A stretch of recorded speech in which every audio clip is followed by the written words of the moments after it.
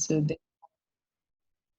Om Namo Bhagavate Vasudevaya. Om Namo Bhagavate Vasudevaya. Narayanam Namaskritya Naram Cheva Narottamam Devim Saraswatim Vyasam Tato Jayam Udirayet. Nashtaprayeshu Abhadreshu Nityam Bhagavata Sevaya Bhagavate Uttama Shloke Bhaktir Bhavati Naishtike. Om Agyana Timirandasya Gyananjana Shalakaya Chakshur Unmilitam Yena Tasmai Shri Guruve Namaha. Sri Caitanya Manobhistam Sthapitam Yena Bhutale Swayam Rupa Kadamayam Dadati Swapadantikam Vandeham Shri Guru Shri Yuta Padakamalam Shri Gurun Vaishnavamscha Shri Rupam Sagrajatam Sahagana Raghunatan Vitam Tam Sajivam Sadvaitam Sarvadutam Parijana Sahitam Krishna Chaitanya Devam Shri Radha Krishna Padan Sahagana Lalita Shri Vishakhan Vitamscha He Krishna Karuna Sindhu Dinabandho Jagatpate Gopesha Gopika Kanta Radha Kanta Namostate Tapta Kanchana Gaurangi Radhe Vrindavaneshwari Vrishabhanu Sute Devi Pranamami Hari Priye Nama Om Vishnu Padaya Krishna Pristhaya Bhutale Srimate Bhakti Vedanta Swamin Iti Namine Namaste Saraswati Deve Gauravani Pracharine Nirviseshasha Shunyavadi Paschatya Deshatarine Vanchakalpa tarubhyascha kripa sindhu bhaevacha patitanam pavanebhyo vaishnavebhyo namo namaha. Jai Sri Krishna Chaitanya Prabhu Nityananda Shri Advaita Gadadhara Shri Vasadi Gaura Bhaktavrinda. Hare Krishna Krishna Krishna Hare Hare Hare Rama, Rama Rama, Hare Hare.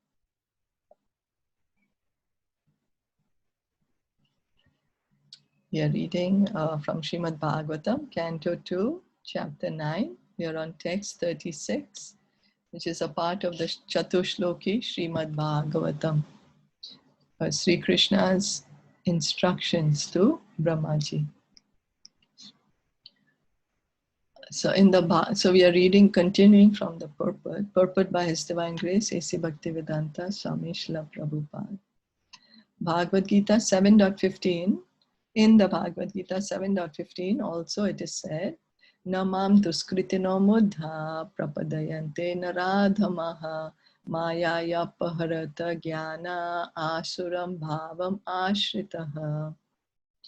Because the so-called great leaders of human society are ignorant of this great knowledge of Bhakti Yoga and are always engaged in ignoble acts of sense gratification, bewildered by the external energy of the Lord.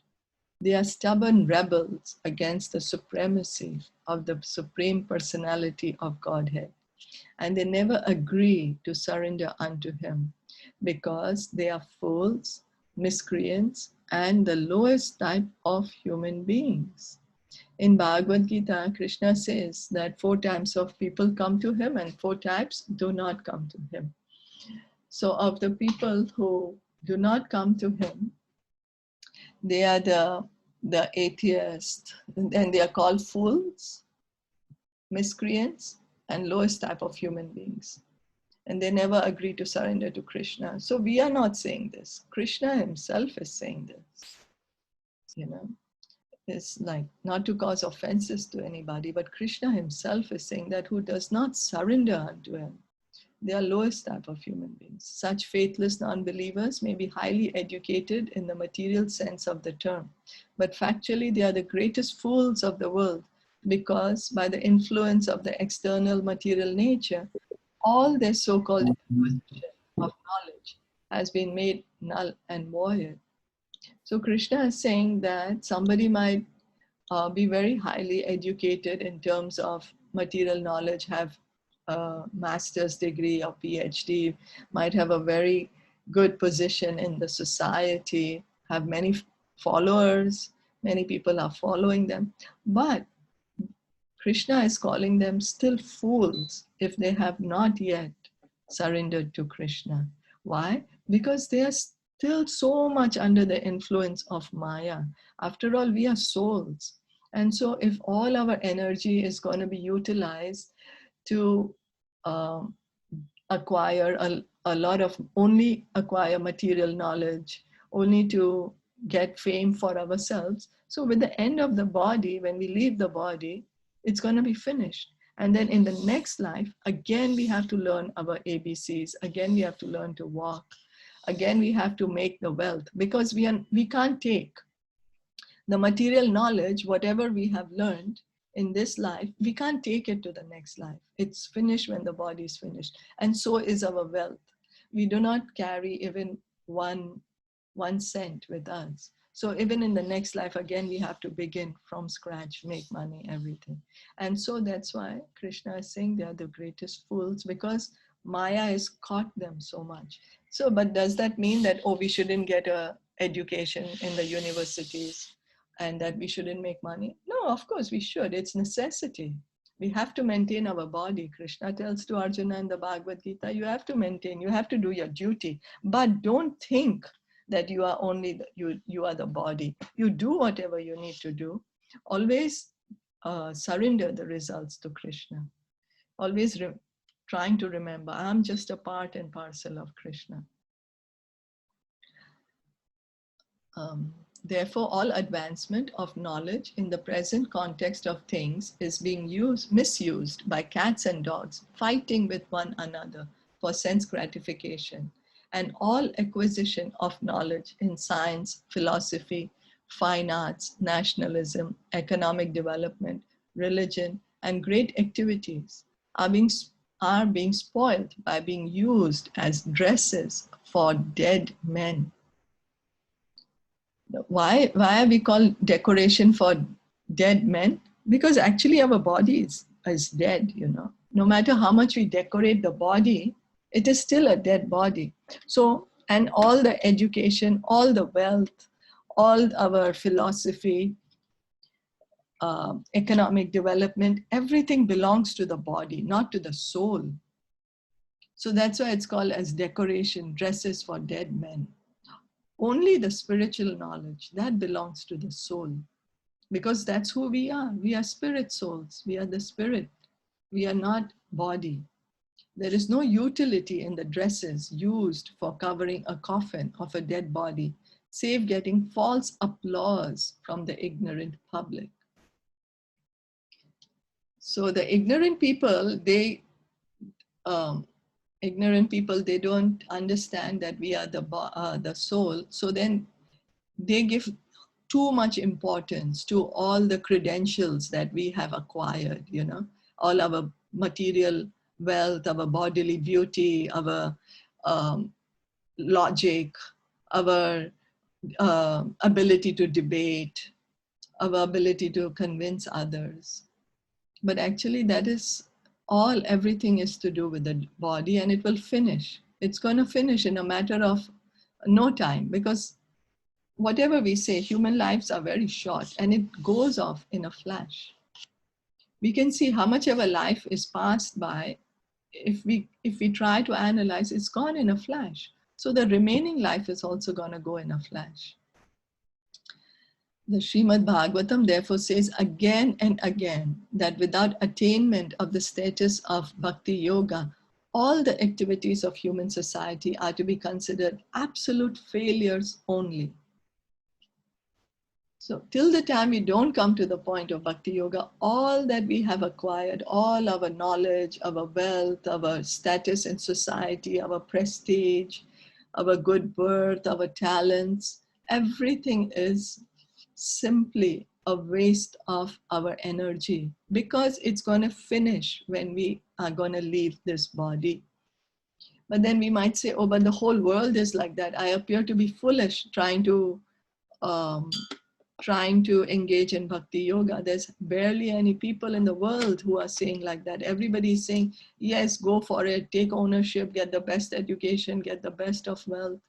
It's not that we shouldn't, by all means do it, but just remember that we are not the body, we are the soul. So we have to engage in bhakti yoga. We have to we have to engage in hearing and chanting. And Krishna himself says in the Bhagavad Gita that that very, very few people actually surrender to him, and very few people know him. He says that Manushyanam Sahasreshu, it's very difficult actually to know Krishna. We can consider there's so many living entities in the bodies of trees, animals, birds, aquatics. They don't even know Krishna. They don't even have an opportunity to engage in bhakti yoga. Now, okay, then we are 7 billion human beings on this planet. And out of the 7 billion human beings, how many are actually questioning, who am I and why am I here? So few. And then out of those few, how many are actually trying to get some answer to this question? And then out of those thousands of liberated people, ones who gets the answer, after thousands of births, they will come to the point of surrendering to Krishna. So getting to know Krishna is very, very rare. Very rare. Love for Krishna is very rare. But Lord Chaitanya, out of his causeless mercy, has made the process very easily available to us. He's giving it freely. Just take it. He's saying, chant the holy name and get the love for Krishna. It is said, Parabhavas tavad abodha jato yavanna jigyasata atma tattvam yavat kriyas tavad idam manovai karmatmakam yena sharira bandha. Bhagavatam 5.5.5. As long as one is blind to inquiring after self-realization, all material activities, however great they may be, are all different kinds of defeat, because the aim of human life is not fulfilled by such unwanted and profitless activities. The function of the human body is to attain freedom from material bondage, but as long as one is fully absorbed in material activities, his mind will be overwhelmed in the whirlpool of matter, and thus he will continue to be engaged in material bodies, life after life. So Bhagavatam is saying that even though materially we may be very great, in a very great position, so many people are honoring us, so many people want to know us, we have so many followers on Instagram or Facebook or any other social media, but all that is actually a defeat till the time we have not come to engage in bhakti yoga. Because all that is still going to keep us here in the material world. All our name, fame, adoration, worship, all that is still going to induce us, encage us in different bodies, So, evam mana karma vasham prayumte avidyayatmani upadhiyamane pritirna yavan mai vasudeve namuchyate deha yogena tavat. Bhagavatam 5.5.6. It is one's mind that generates different kinds of bodies for suffering different kinds of material pangs. Therefore, as long as the mind is absorbed in fruitive activities, the mind is understood to be absorbed in nescience, and thus one is sure to be subjected to material bondage in different bodies again and again, until one develops a transcendental love for Godhead, Vasudev, the Supreme Person. So we can see that our minds, if we try to analyze, there's so many thoughts we have. And what are those thoughts about? We need to analyze them, because that's what our attachments are. And those are the things that are enabling to create our next body, because Krishna fulfills all our desires. So whatever is our attachment, he's going to give us a body in the next life accordingly, in the same way. We will get that same body. So just in the manner that Bharat Maharaj, when he was leaving his body, he thought of a deer who he became so attached to. So in the next life, he took the body of a deer. So we have to see, what are we attached to? We have to try to change our attachment to Krishna, be involved somehow or the other, just bring the mind to Krishna. That's why we are recommended to chant the holy name, to read from Bhagavatam, Bhagavad Gita, to cook for the Lord, to sing and dance for the Lord. So like that, we can be always reminded of Krishna. To become absorbed in the transcendental name, quality, form, and activities of the Supreme Person Vasudeva means to change the temper of the mind from matter to absolute knowledge, which leads one to the path of absolute realization and thus frees one from the bondage of material contact and engagements in different material bodies. Now one might say that, oh, but if I think of Krishna, then I have so many things to do. Who's going to do that for me? I have my work to do. I have my studies to do. I have my cooking to do. I have to do this and I have to do that. Then that's why we have to try to attach relate all our activities to Krishna. We work, we offer the result of our work to Krishna. We cook for Krishna. So like that, everything can become purified, because Krishna is saying, until one develops a transcendental love for Godhead Vasudeva, there is no way we can get out of this material world. Thus, one is sure to be subjected to material bondage. So, and he gives us the independent choice. We want to surrender to him now, or we want to surrender to him after thousands of lives. It's our choice. He does not force us. Nobody forces us, because where true love is, then there is no force.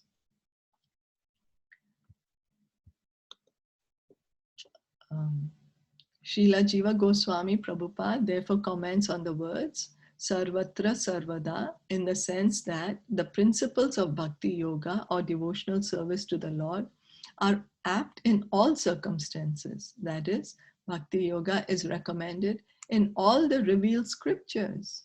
It is performed by all authorities. It is important in all places. It is useful in all causes and effects, etc. As far as all the revealed scriptures are concerned, he quotes from the Skanda Puran on the topics of Brahma and Narad as follows. So it's not that that Sukadev Goswami is making up Bhakti Yoga that you should do in Bhakti Yoga. No, Bhakti Yoga is stressed in all the revealed scriptures.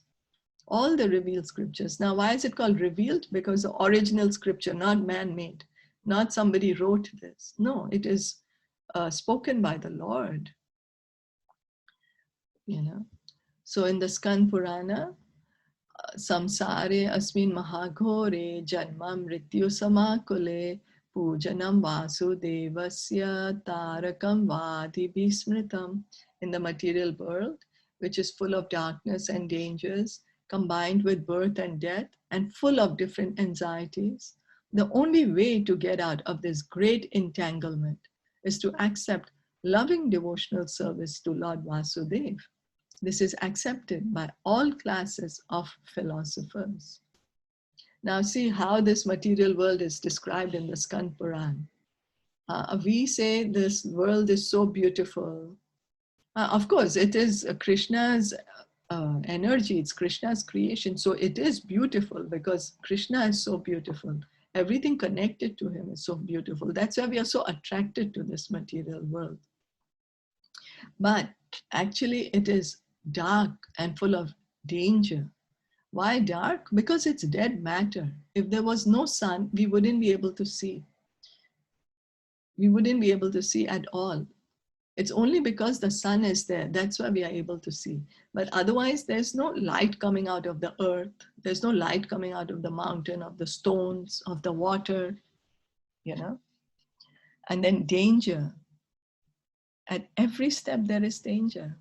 Anything can happen at any moment. That's why we are always so anxious, always so fearful, because subconsciously we know Anything can happen. We can leave our body anytime. There suddenly might be an earthquake. There suddenly anything can happen. So that's why at every moment there's danger in this material world. But we go about our day. In a manner which makes us feel, oh, we are so comfortable. Nothing's wrong. Everything's going as per I want to do. And I will try to enjoy as long as I want to enjoy. Because we are seeing around us, people are leaving their bodies, combined with birth and death. We are seeing people all around us, people are leaving their body. But we feel, oh, it's happening to others. It's not going to happen to me. That's the illusion of Maya. When the Yaksha was asking Yudhishthira Maharaj, what is the greatest wonder? Yudhishthira Maharaj said, the wonder is that everybody's seeing around them that people are dying. But then we go about our doing things thinking we are never going to die. And so there is full of anxieties. And the only way to get out of this great entanglement, the only way, there's no other way, is to accept loving transcendental devotional service to Lord Vasudeva. And this is accepted by all classes of philosophers. And devotional service begins by chanting the Hare Krishna mantra, by hearing from Srimad Bhagavatam and Bhagavad Gita. So the process is made very easy for us. Srila Jiva Goswami also quotes another common passage, which is found in 3 Puranas, namely the Padma Puran, the Skand Puran, and Linga Puran. It runs as follows. Alodhya sarva shastrani vicharya cha punah punaha idam ekam sunishpanam dhyeyo narayana sada. By scrutinizingly reviewing all the revealed scriptures and judging them again and again, it is now concluded that Lord Narayan is the supreme absolute truth, and thus he alone should be worshipped. So in the 3 Puranas, the same verse is found. Means it is such an important verse that it's repeated. And then what does it say? That scrutinizingly reviewing all revealed scriptures means by actually trying to understand, not taking it for granted, but scrutinizing what every word is being said, and then judging them, judging the scriptures. So what is written in the scriptures? Does it make sense? How does it make sense? Judging it. All these great philosophers have concluded that Lord Narayan is the supreme absolute truth, and he alone should be worshipped. That we should not worship anyone else. We should just worship Lord Narayan or Lord Krishna, because Lord Narayan is an expansion of Krishna. So demigod worship is not encouraged. Only worship of Lord Krishna is encouraged. The same truth is also indirectly described in the Garud Puran as follows. Param gato api vedanam sarva shastrartha vedi api yona sarveshware bhaktas tam vidyat purushadhamam. Even though one may have gone to the other side of all the Vedas, and even though one is well versed in all the revealed scriptures, if one is not a devotee of the Supreme Lord, he must be considered the lowest of mankind. So the Vedas, this is in the Garud Puran. In the Garud Puran, it is mentioned that somebody, if he's read all the Vedas, imagine, Vedas are so vast, but okay, imagine if somebody's read all the Vedas and well-versed means he can quote from the Vedas. And in all the revealed scriptures, not any written by some mundane philosopher, somebody who's writing out of their own mental speculation. And in spite of doing that, if one does not become a devotee of the Lord, then he must be considered lowest of mankind. Means he didn't understand what he read. Because all the Vedas, the essence of all the Vedas is that Lord Sri Krishna is the supreme personality of Godhead, and we are his eternal parts and parcels, And our eternal activity is to engage in loving devotional service to Sri Krishna. That is the goal, the essence of all the Vedas. Similarly, it is also stated in Srimad Bhagavatam 5.18.12 indirectly as follows. Yasyasti bhaktir bhagavati akinchana sarver gunes tatra samasate suraha harab abhaktasya kuto mahat guna manorathena asti dhavato bahihi. One who has unflinching devotion unto the Supreme Personality of Godhead must have all the good qualities of the demigods. And contrarily, one who is not a devotee of the Lord must be hovering in the darkness of mental speculation and thus must be engaged in material impermanence.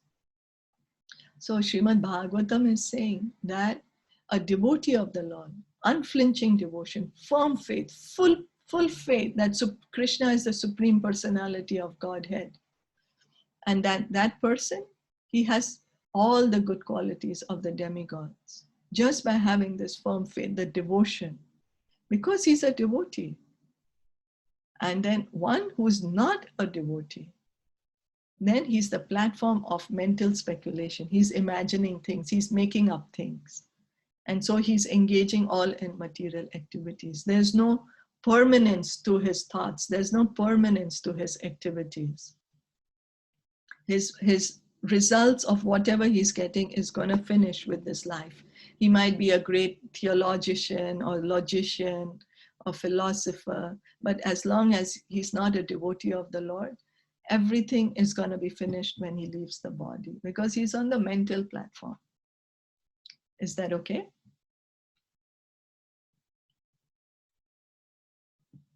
Yes. Any questions or comments or? No, very much clear. Very much clear. So maybe we can read a few more. In Srimad Bhagavatam 11.11.18 says, Shabda Brahmani Nishnato na Nishnayat Pare Yadi Shramastasya Shrama Phalo Hi Adhenum Eva Rakshataha. One may be well versed in all the transcendental literature of the Vedas, but if he fails to be acquainted with the Supreme, then it must be concluded that all of his education is like the burden of a beast, or like one's keeping a cow without milking capacity. Now, Bhagavatam 11th Canto is saying that somebody might be knowing all the Vedas, everything. He knows, he can recite, he can say, oh, this verse comes from this Ved, from this skand, wherever, all the details. But if he's not a devotee of the Lord, if he doesn't know Krishna, if he doesn't know that Krishna is God, then all the efforts which he has taken, all the energy he's put, all the time he has engaged in it, it is just as if keeping a cow, no matter who can't give milk. So if the cow does not have any capacity to drink, to give milk anymore, no matter how much energy we are going to try, we are just not going to get milk from that cow because she doesn't have that capacity anymore. So all that energy is a waste then, right? So Bhagavatam is saying, if we are just going to read the Vedas for the heck of it, without coming to the point of that Krishna's to Bhagwan Swayam, then all our efforts are wasted. So we can see how clearly Bhagavatam is saying that Bhakti Yoga is the highest, that Krishna is the Supreme Lord. But there are so many commentators on the Bhagavatam. They don't want to comment on these first few cantos of the Bhagavatam. They want to comment straight away on the Ras Leela of Krishna, which is the most confidential pastime. And in that, because they do not understand the real position of Krishna, they do not understand who we are. What is our position in this material world? What is this material world's position in relation to us and Krishna? And what is Krishna's position in relation to the material world and us? And they just comment on Krishna's personal pastimes. That's the reason they are misguided, and in turn they misguide others. So hearing the commentary of Bhagavatam from such speakers is not gonna situate us in the truth, because they themselves are not situated in the truth. We should be careful with who we are hearing from. So we can stop here for today. If there are any comments or anybody would like to add anything. Yeah, I just wanted to add that, this world, material world is full of miseries. It says, in the Bhagavad Gita, chapter 8, verse 15, I think, that the world is dukhalyam ashashvatam, which is full of miseries, right? Darkness. Yeah. Yeah. It is. And some of us can experience it. Everybody is suffering, but some of us don't even realize we are suffering. Some of us, we don't even realize we are suffering, because it's like the camel enjoying to eat the thorns with his blood. And so we keep continuing. But yes, as you rightly said, Krishna says it in the Bhagavad Gita, A Brahma Bhuvana Loka, Punar Avarti, that everywhere, right from the lowest animal, right from an ant to Lord Brahma, everybody is suffering in this material world, which is a temporary place of misery. It's temporary and it's miserable. And so that's why it is to our benefit if we can take up the Bhakti Yoga process with full enthusiasm, with seriousness. So we can stop here. Srimad Bhagavatam ki jai, Shilpa Prabhupada ki jai, Gaur Bhaktivinoda ki jai, Hari Hari Bol, Hare Krishna. Hare Krishna. Hare Krishna. Have a great day.